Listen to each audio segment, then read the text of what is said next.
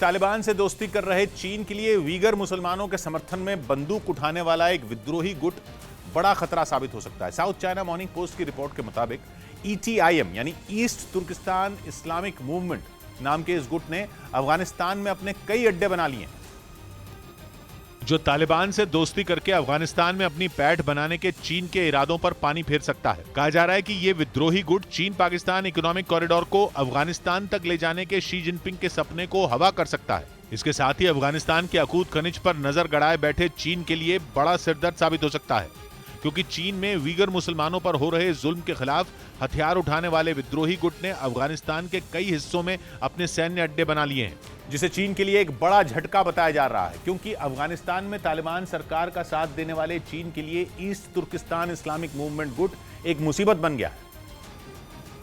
और ऐसा इसलिए क्योंकि इस विद्रोही गुट ने चीन में वीगर मुसलमानों पर हो रहे किसानों की सफलता के लिए 500 किसान आपको सिखाएंगे और बताएंगे सफलता का पाठ।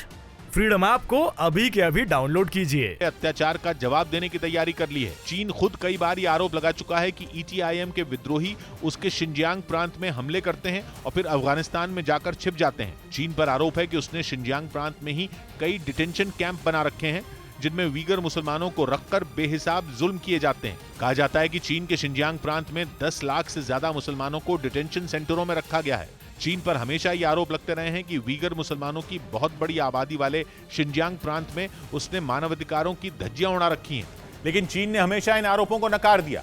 उसने दावा किया कि शिनजियांग प्रांत में बने कैंपों में वीगर मुसलमानों पर जुल्म नहीं ढाया जाता, बल्कि वो कैंप वोकेशनल ट्रेनिंग सेंटर हैं। लेकिन अफगानिस्तान में अपना पैर पसार रहे ETIM के लड़ाके चीन पर भरोसा नहीं करते। चीन में वीगर मुसलमानों पर अत्याचार के खिलाफ उन्होंने बंदूक उठा रखी है और यही अफगानिस्तान में चीन के लिए सिरदर्द साबित हो रहा है। चीन ने वहां की तालिबान सरकार से कई बार मांग की है कि वो विद्रोही गुट पर कार्रवाई करे, लेकिन ऐसा होता हुआ नहीं दिख रहा। कहा जा रहा है कि अफगानिस्तान में कुछ ही समय में ETIM के लड़ाकों की संख्या तेजी से बढ़ी है। दावा किया गया कि वहां ईस्ट तुर्किस्तान इस्लामिक मूवमेंट के करीब 1000 लड़ाके मौजूद हैं, जिन्हें मिलिट्री ट्रेनिंग के साथ घातक हथियार भी दिए जा रहे हैं।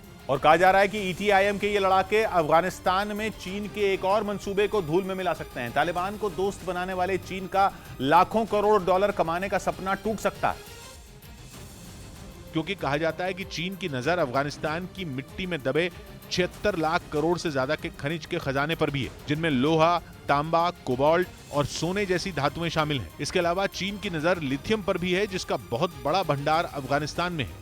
इस धातु की इस वक्त पूरी दुनिया में बड़ी डिमांड है, क्योंकि लिथियम का इस्तेमाल लैपटॉप और मोबाइल की बैटरियों में होता है और चीन दुनिया में इस्तेमाल होने वाली लिथियम बैटरी के उत्पादन में नंबर 1 है। यानी अगर वीगर मुसलमानों के समर्थन वाला गुट चीन के खिलाफ इसी तरह मजबूत होता रहा तो अफगानिस्तान का फायदा उठाने के चीन के पैंतरे फेल भी हो सकते हैं।